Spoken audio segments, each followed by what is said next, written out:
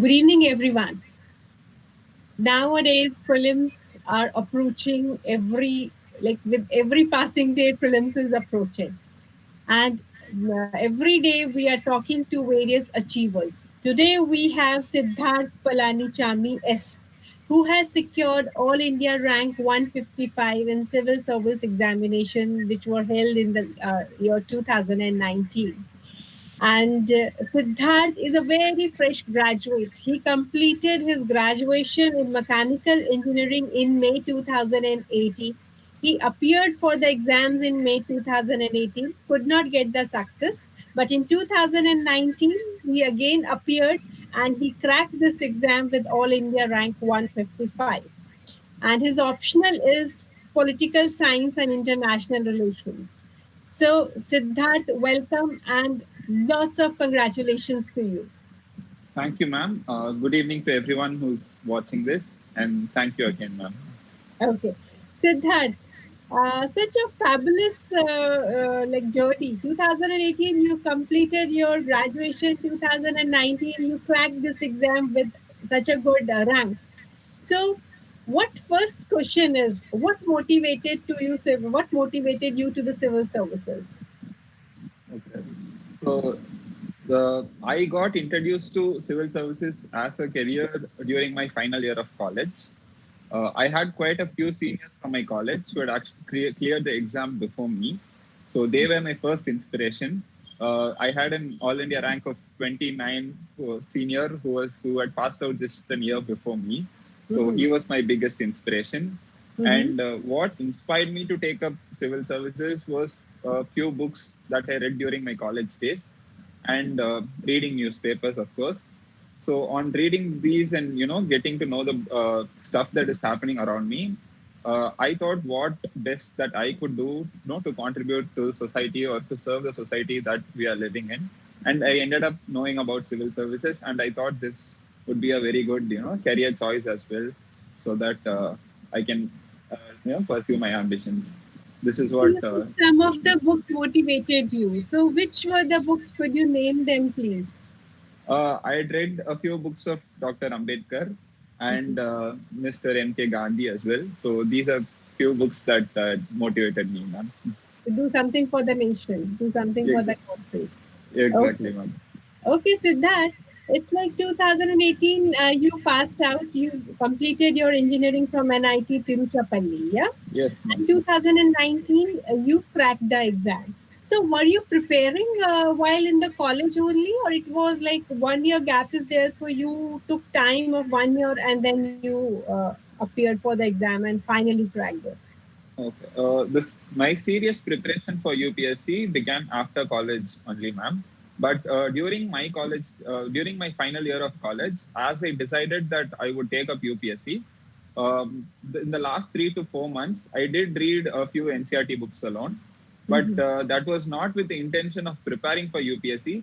It was more of an idea that I should be aware of something that is happening around me. As someone who's 22 years old, not knowing what a constitution is or not knowing what basic economics is, I did feel, something that I can, use productively in the last few days of my college is what I felt. It was not that I wanted to prepare for. I didn't read the books with the intention that I was preparing for UPSC. It was just to keep myself aware of things that was happening.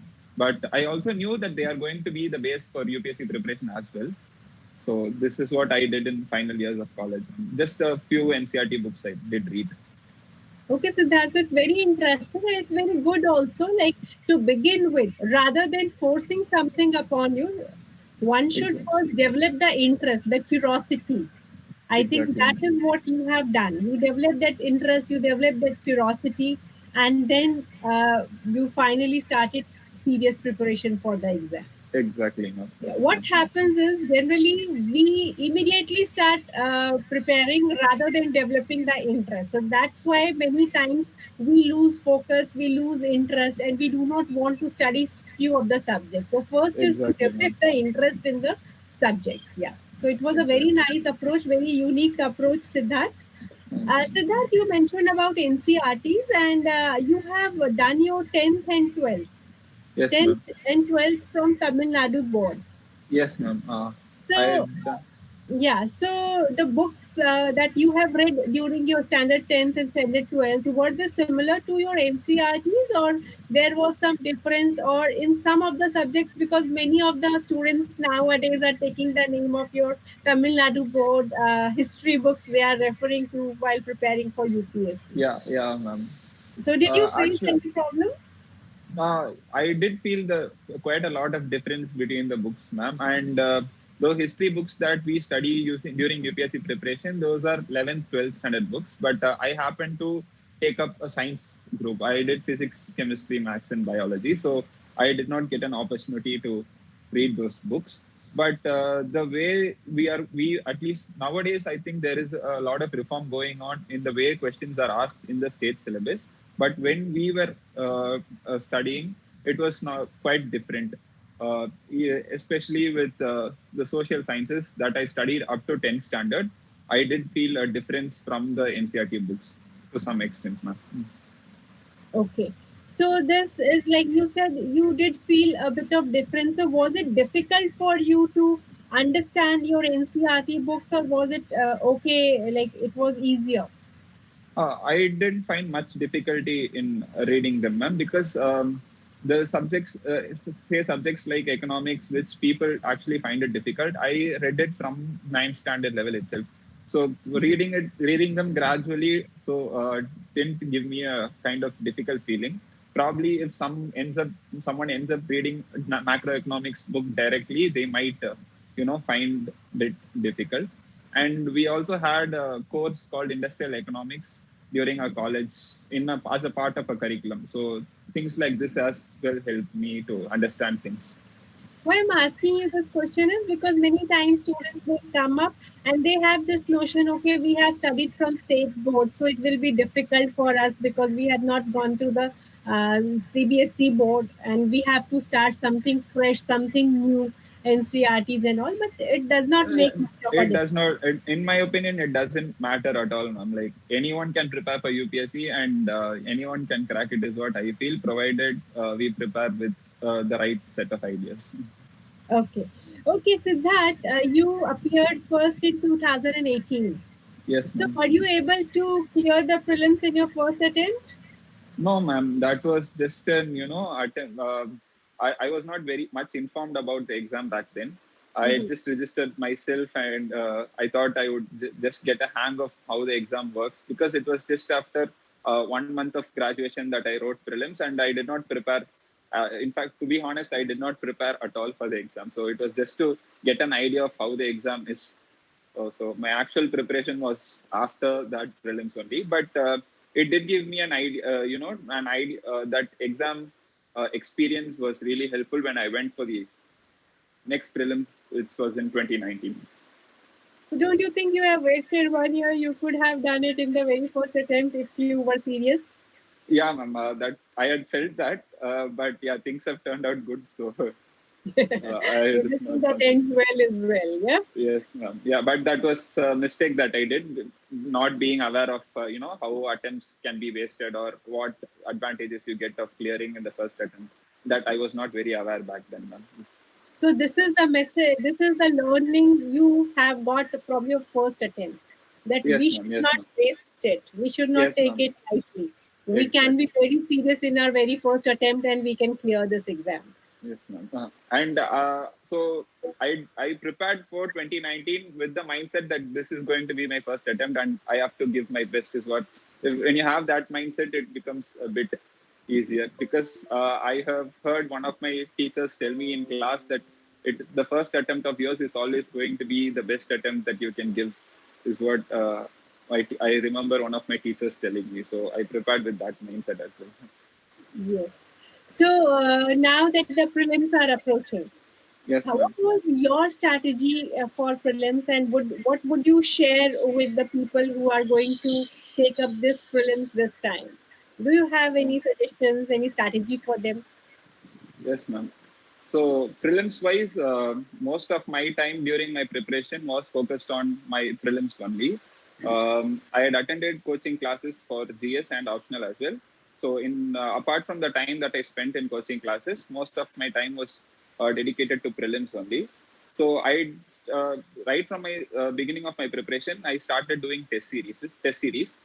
Institutes which have a lot of frequent tests, like on every weekends we do have tests.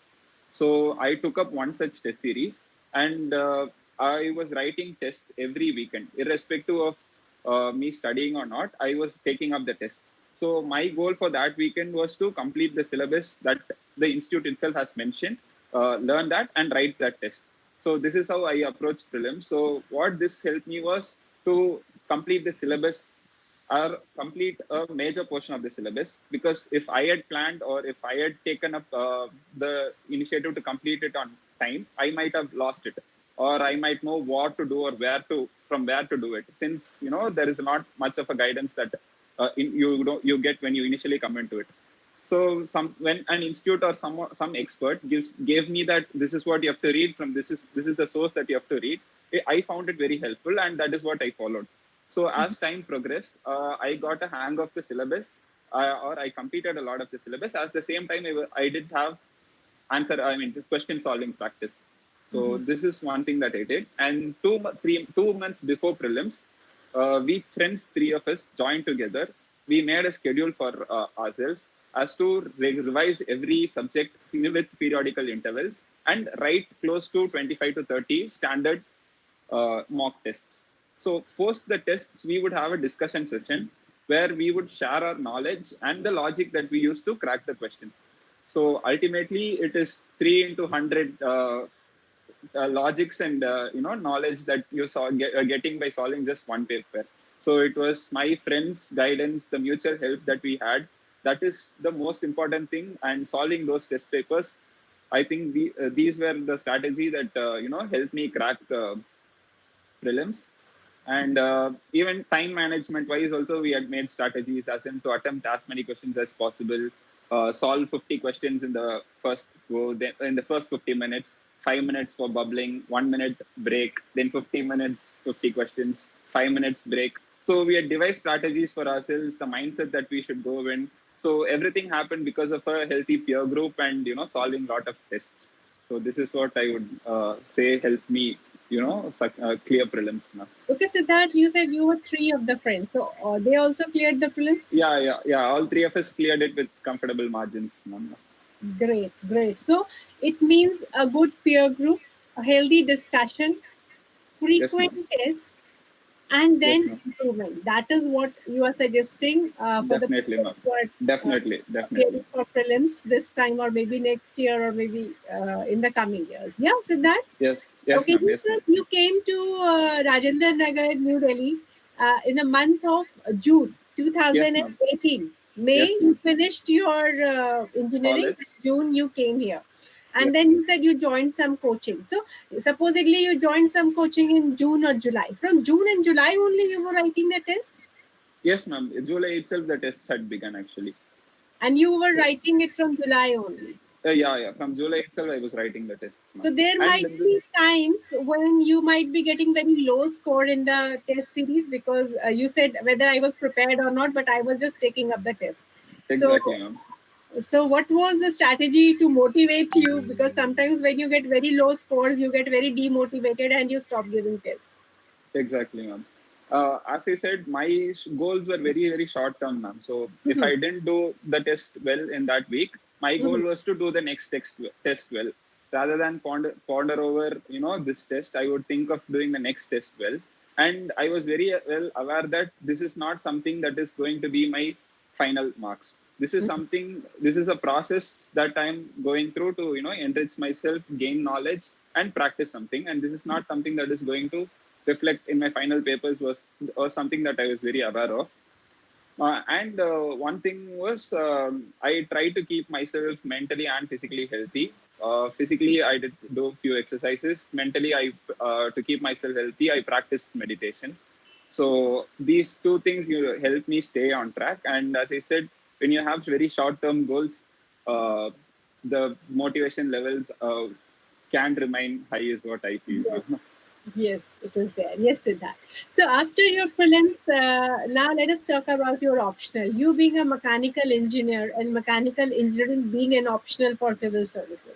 Why did you opt for political science and international relations? Why not mechanical engineering? Yes. So it was a prudent choice based on my discussion with guides and mentors, ma'am. So that is how I came to take up PSAR. One thing I came to know was mechanical engineering. Taking mechanical engineering consumes a lot of time, is what I heard from my seniors and people who are preparing. So PSIR comparatively took lesser time compared to mechanical engineering, is what I heard. The second thing is the availability of materials and resources at one point. I did join coaching classes for PSIR, and I did read only those notes for my exam. So one point source of material is one thing that made me take up PSAR, and obviously toppers, the selection percentages, how many people were selected last year, and the overlap between GS2 and GS1. And basically, when I did read the NCRTs back in college, I developed some interest. When I read the political theory NCRT book, I did develop some interest towards it. So some interest plus material availability and time factors. So these three things I would say, because of this, I chose PSI as my optional mark. Yes, polity, whether it is national or international, it really interests a lot. Definitely, ma'am. Okay. Okay, Siddharth. So, how did you start your preparation for GS mains GS papers? Because for prelims, you had that peer group, you had your strategy, like take up the exam, whether you are prepared or not. But what was Yes, ma'am. the strategy for mains preparation, GS Okay. paper one? Let us take Uh, it paper wise, very briefly. Paper one, GS paper okay. one. So mains wise, my serious preparation for mains started after my prelims only, ma'am. And Okay. I had a very, I had attended all my classes very religiously and taken hard copy notes of it. I was not very aware when attending the classes that this is what is going to be of much help during mains. This is what is something that I was not very aware of.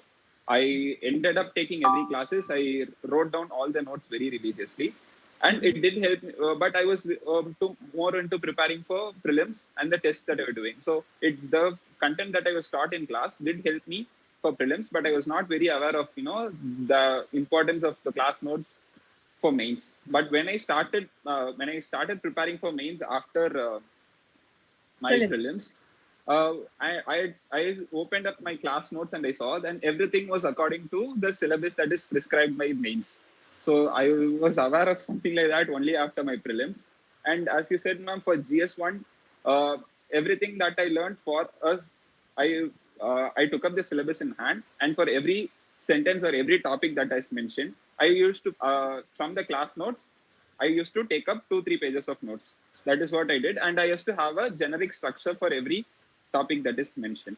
So basically, this is what I did for every GS 1, 2, and 3, and I was very aware of the limited time that I had for preparation as well. So most of my focus was on the optional ethics and essay paper, because even after prelims, I spent 2 months of my time for optional itself.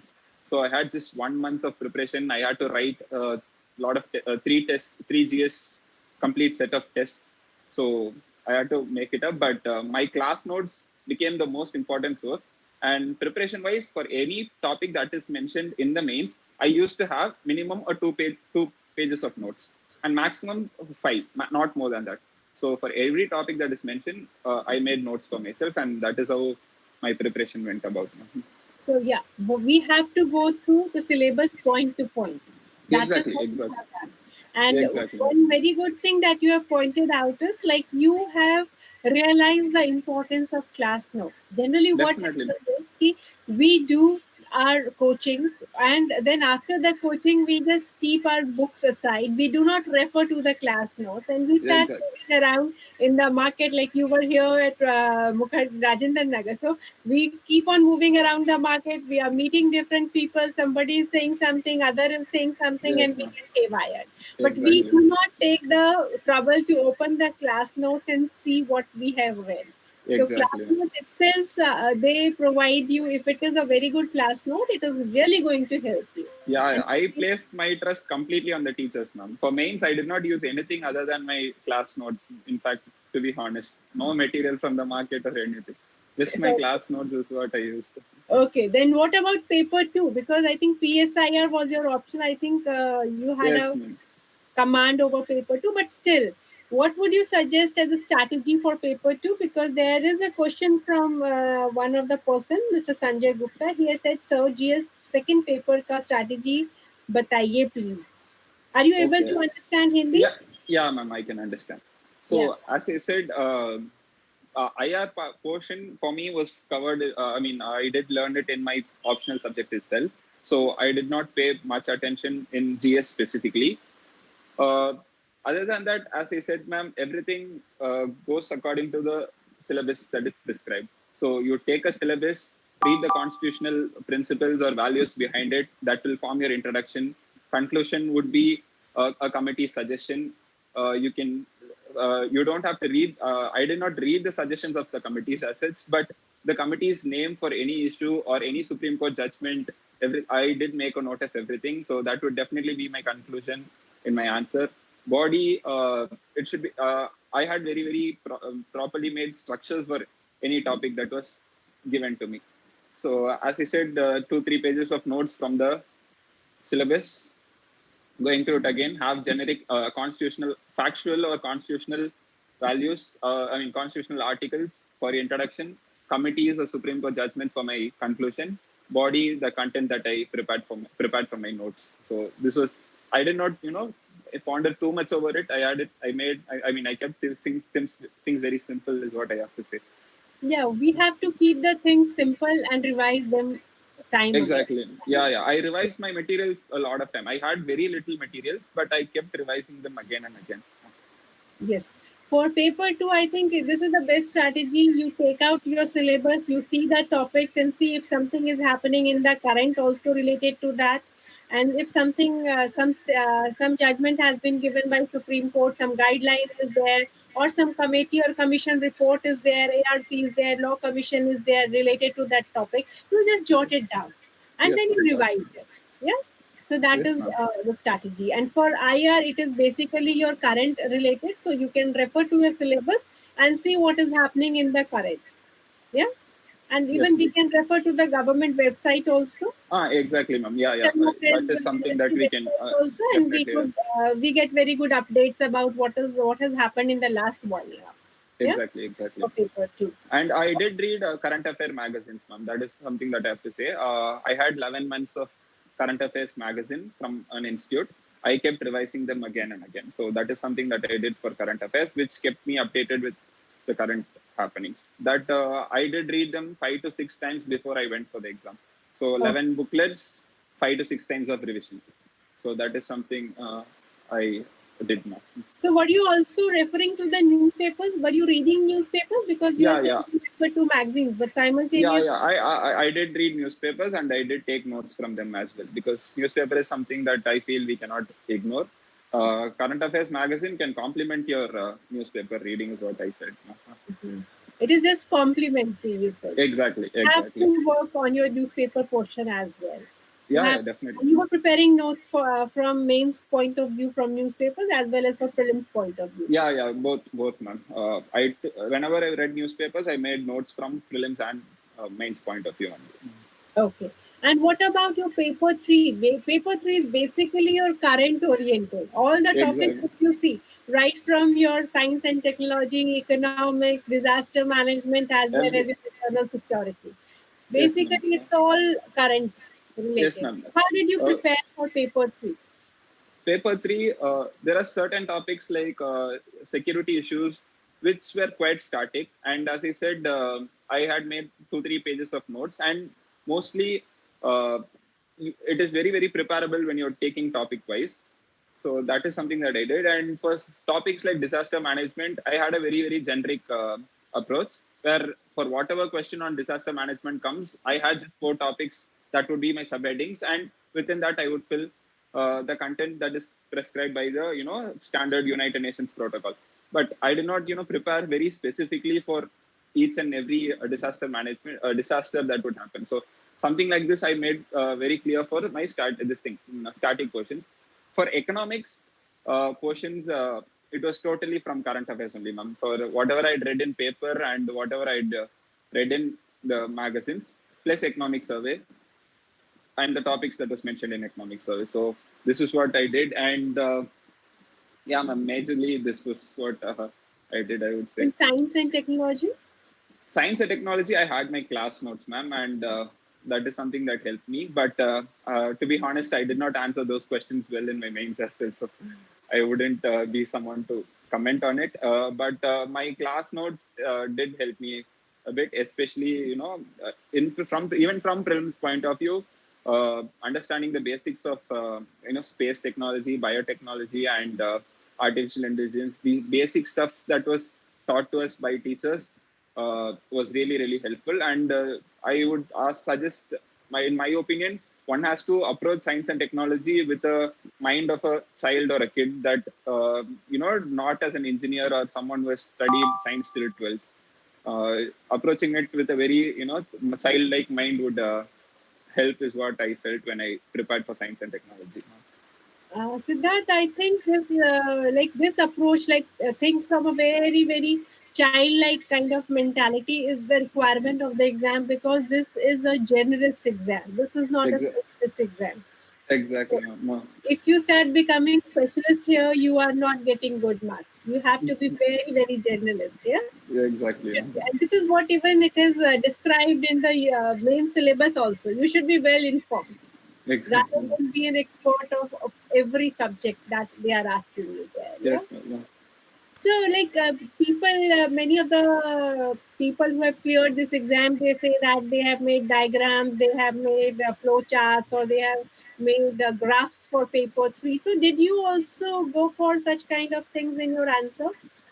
No, ma'am. I did not, emphasize too much on flowcharts or something. Wherever I felt diagrams or maps might is necessary, I did draw a few, 2 or 3 diagrams, or maximum at the max 2 maps or diagrams I would have drawn, ma'am. Nothing more than that.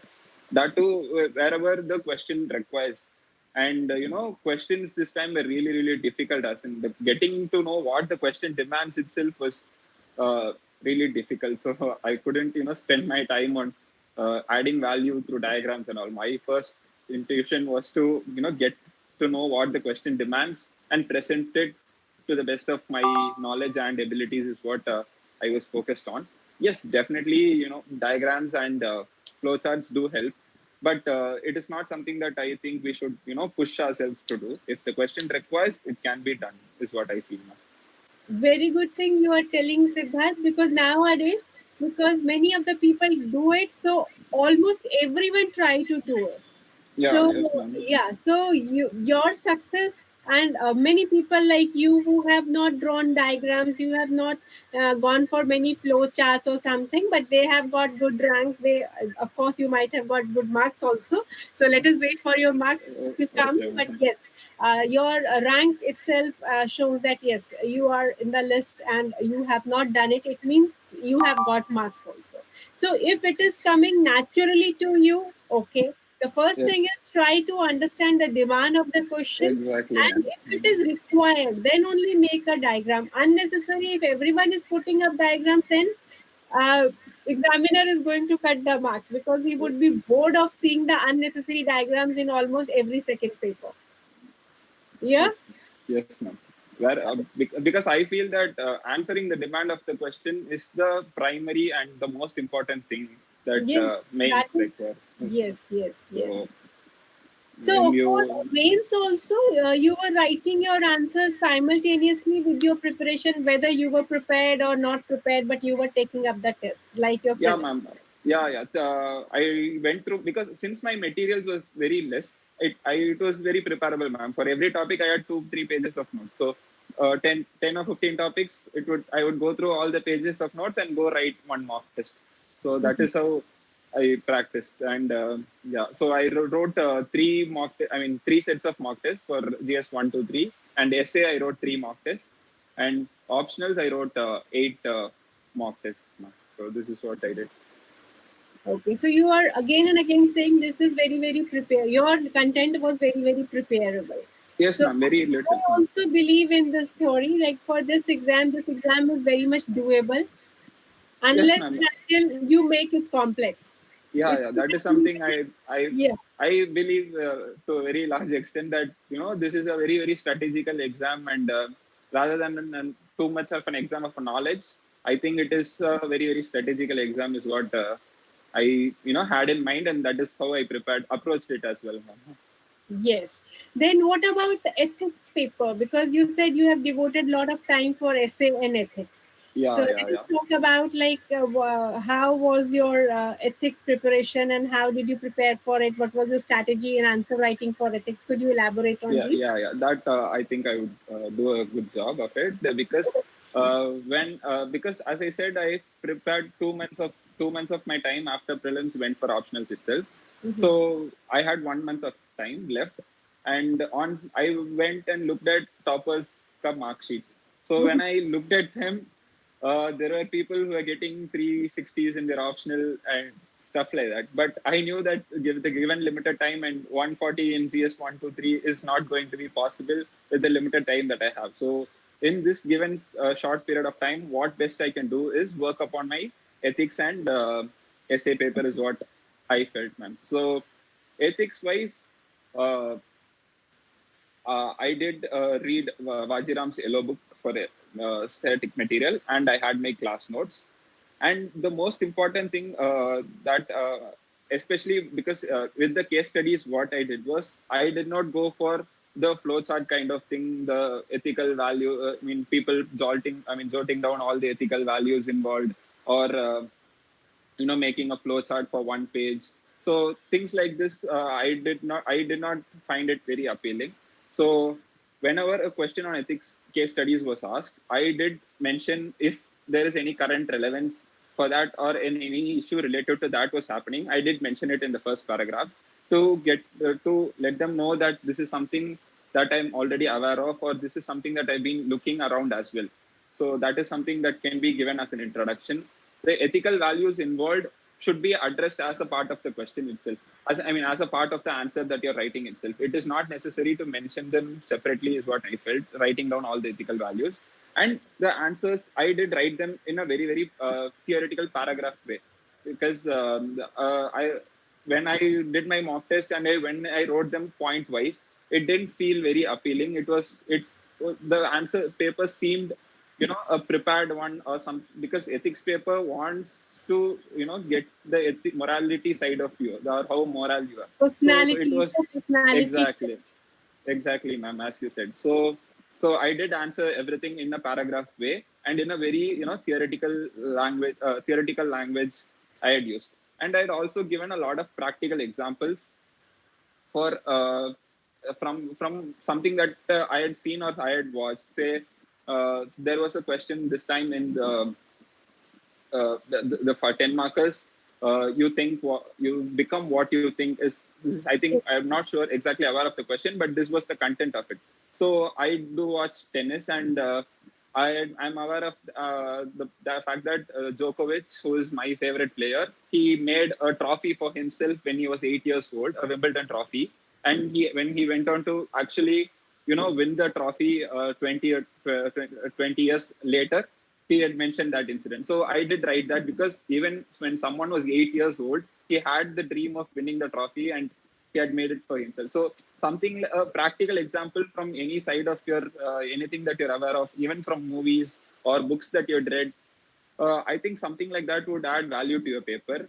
And you can mention a lot of quotes, and this ideas from political philosophers or the Western political thought that I'd read. I try to incorporate them within my answers. And it is always uh, essential. I felt it was always essential to have the committees. I mean, there are a lot of standards that institutions and committees have mentioned. The ASPS standard guidelines for ethics, second ARC reports, and that is something we should never ignore about, because in this this time case studies were more of an opinionated question rather than an actual situation.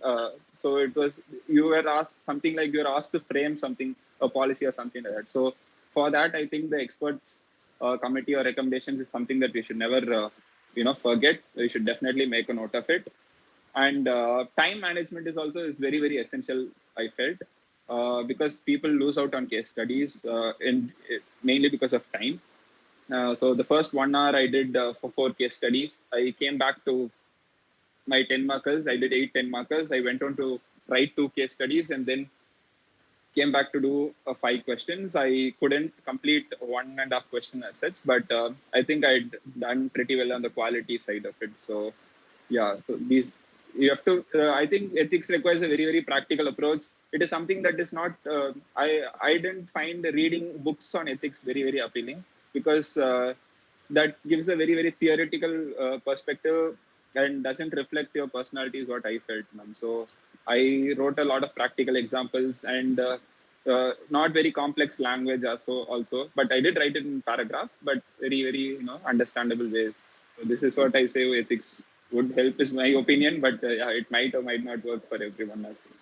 Yeah, but yes, I do agree to you with that when you say that this ethics and essay, these are the two papers where they are not looking for your bookish knowledge that you have mugged up. They are looking Exactly. for your individual self. They are trying to gauge your personality through these two papers. And if you are able to do that, then you are getting very good marks in these two papers.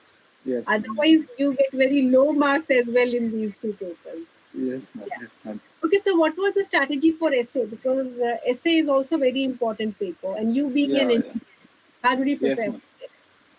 So, as I previously said, I was very sure that essay is some paper where I cannot afford to lose marks, given that I had very limited preparation for my GS papers. So, if I'm going to lose out on my essay, there is definitely going to be a loss of lot of marks, because an average, you getting good marks in an essay and an average mark, the difference is very high. Is what Yeah. I understood when I saw toppers' mark sheets. So uh, essay, I developed a lot of quotes and examples from a lot of sources.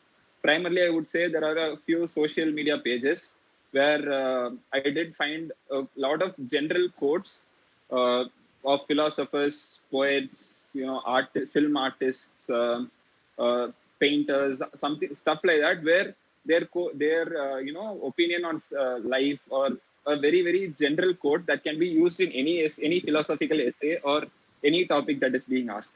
So I had 10 to 15 pages of those quotes. That is something that I would say is the maximum that I prepared for one topic. And to be honest, I took up a lot of time in mugging up all those quotes. So, and when I actually attempted my philosophical essay, I would primarily decide how many paragraphs I'm going to write, and on what topics that I'm going to present them, is what I would decide in the Dimensions. Yes. dimensions. And I use the syllabus approach that people usually tell, and the question approach: who, when, what, why, and uh, the question approach. So these are the two things that I use. And so, as I actually taken down so much quotes and examples from real life, each paragraph of mine would definitely have an expert or quote in it, and a contextual relevance to whatever was asked. So this is something that I followed during my mock tests as well. And so the philosophical essay part of it was done using this. This was my strategy.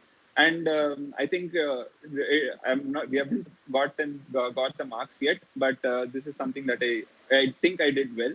I'm not sure yet. The second part as well. Yes, I still did use a few quotes from here. This, wherein the I I wrote an essay. I don't remember. I wrote the essay of South Indian. South Asian states are not bound by boundaries, but are bound by the cultures and plural identities. Is what I wrote. But even for this, I try to incorporate the notes. The quotes that I'd taken. Like I ended my essay saying, in spite of the cultural differences, we are all one, or we are all a tiny speck in the universe, is something that an astronomer called Carl Sagan has told. So something like this is just very, very general. I try to incorporate it in my essay with an expert opinion and a relevance. So I think this might be of help to people, and primarily jotting down points based on your paragraph. Like 15 paragraphs is what I'm going to write. Is you decide first, write your paragraphs according to that. So this is something that I followed now. The way with the passion with which you are speaking about ethics and essay, it really shows that yes, you have put a lot of hard work Yes, behind ma'am. these two papers, and even I am curious to know your marks. Yes, ma'am. Comes out. So these are two things that I did work hard. So I'm expecting good marks in that. Good. Yes. Yeah. You had this strategy of having quotes and having different reports and all. Overall, if I could, like, what I could make out from your talks is that you have written a lot many quotes. You have written a lot many references of the various committees, commissions, and all those things in your various GS papers, including your Exactly. ethics paper. Exactly, ma'am. Essay and ethics as well. Okay, you have just substantiated your points through quotes, through committee commission reports, or Yes, ma'am. something Yes, in the ma'am. news or Supreme Court guidelines and all. Yeah, that was Yes, your ma'am. main Because strategy in your answer writing for GS. yes, ma'am. Because I was very aware that I am not someone who can, provide a very substantial opinion or something. So it is better to take it from people or experts who have already said it and present them. Yeah, it is always good that when you are presenting your opinion, and if you have something to substantiate, something Substantiate. very solid to substantiate, why not use it? Yeah, exactly, ma'am. Exactly. Yeah. No. Okay. Siddharth, so were you expecting that yes, I am going to clear the mains this time? No, mains. I was expecting to clear my mains, given that how I had done my, especially my ethics and essay papers. But post my interview, I wasn't very confident of getting such a good rank. But fortunately, yeah, things have turned out good, and yeah, it is So something that Siddharth, I'm it was grateful. pre lockdown interview or post lockdown interview? It was pre-lockdown Pre interview, ma'am. lockdown. I finished my interview, came back home, and just then the lockdown started. So it was So how did you prepare for your interviews? interviews. The first thing that I did was I registered at NEXT IAS for my interview guidance program. I had gotten guidance from my senior to register here, and I did. The classes were really, really helpful. We had classes on polity, international relations, economics, and we had classes on engineering as well. Yes. So I was actually questioned on engineering subjects during my interview, given that I didn't have any work experience and I was a fresh graduate. There were questions from mechanical engineering, and next IAS classes were really helpful in that way. And even with other issues like polity or international relations, um, next IAS classes help me develop a very, very neutral kind of thought or an approach to things, because whatever was taught in class was something very, very new to me, and it was we usually have certain personal biases, and next classes help me do away with it and take a very, very neutral or pragmatic approach towards things. So that is something that I learned. I think there is some problem. Yeah. Yeah, I'm back. Okay. So this is something that helped, and the mock. You have your optional as PSIR, yeah. Yes, So ma'am. when you are preparing for GS mains, it is something very different approach. When it comes to practical application, you, Exactly, your ma'am. viewpoint changes. It has to be diversified, and I am Ex- really happy that you were benefited from the classes that were conducted at Next IS for the various yeah, yeah, programs. yeah. 100%, ma'am. 100%. I would, the my core, most of my preparation for interview, I would attribute to next IAS classes and the material that was provided only. So that was really, really helpful. Especially those classes, as I said, helped me develop a lot of new perspectives on things. A very, very practical idea for issues that were happening. So that is something I have to, I mean, I'm really thankful for Next IAS. The second thing, the mock interview that I took up in Next IAS was really helpful. The feedback was really good. Um, and I did take up mock interviews in other institutes as well, 2, 3 mock interviews. Those actually also helped me in tackling the actual interview. So, how different or how similar were your actual interview with the various mocks that you have taken up? Was it It completely was, different or something no, similar? it was quite similar, but the actual tension of UPSC did Yeah, hit that me. is. So in that way, it is quite different. But the questions that were asked, the the quality of question, I mean, the way they questioned me, it was pretty similar, is what I felt. Okay, whose board was it, Siddharth? I attended TCA Anand's board. And the board was very cordial. Yeah, the board was very cordial with me. There were no stress questions or anything. No, the questions, certain questions were difficult, but Mm. I didn't feel very stressed with the way the questions were asked or with the way, they questioned me, ma'am. It didn't feel very stressful. The questions were difficult and I couldn't answer a few questions, but I didn't feel very stressed. Hmm. Good. So, Siddharth, all that ends well is well. Yes, So, ma'am. your journey for UPSC now, it is no more you are going to write this exam again. You are not in this cycle of UPSC preparation and giving up exams. But yes, many of your fellow brothers and sisters and many of your fellow peers are writing the exam. So, what advice or what suggestion would you give to them? Those who are planning to prepare or those who are already preparing for this? Okay. So one thing that I personally realized is when I had short-term goals for myself, I didn't take up much stress to me, and I enjoyed the process more than actually. I enjoyed the process more because, irrespective of the results, learning polity or economics or international relations did make me an aware, socially responsible person.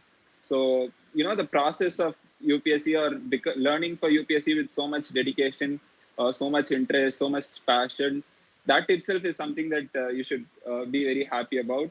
So, and when you're happy doing that, the results will automatically turn out happy. I mean, good is what my is what I felt, ma'am. So when I had very short-term goals, my goal was, to learn, to know history, to understand economics. So definitely, I did write tests and have a strategy for UPSC. But the process of learning did excite me more than the results. So I think that is something we should all take about because this will itself shape you and shape us. Those who are preparing into a very very beautiful, responsible citizen is what I feel, ma'am. And second thing, uh, just because we are preparing for UPSC, we should not compromise completely on our interests and hobbies, is what I feel. Because, yeah, definitely there needs to be a compromise, but doing something with the regret of not doing something will hinder your process. So you can, have your interest in hobbies, but make it that should be very, very planned. As in, we shouldn't go for a movie suddenly. You can go for a movie that is you have already planned so that you prepare for your preparation is happy and the movie that you watch is also you enjoy it. So don't compromise in interests and hobbies, but because anything that is done with a happy mind and heart is going to be successful, is what I feel. Yes, Siddharth, you're very right. If we really start enjoying our preparation, if this UPSC journey is very beautiful. Of course, the destination is the best part, but generally, this journey itself is very, very beautiful. So, Exactly, if man. we really start enjoying the process, the exam does not become very difficult. It does not seem to be very difficult. Yeah, if we take it as a burden, then it becomes very difficult. So Exactly, man. enjoy life, enjoy your preparation, and take up this exam fearlessly. And yes, Yes, man. best would come back to you. Yes, man. I Whether feel. you get selected or not, that is a something different thing. But yes, definitely you will be an informed person. You will be a completely different personality if you have seriously prepared for this exam. So it was nice talking to you, Siddharth. Once Pleasure again, talking to you, man. congratulations and Thank you, man. lots of good wishes for your upcoming career. Thank you, ma'am. Thank you so much. Pleasure talking to you, ma'am.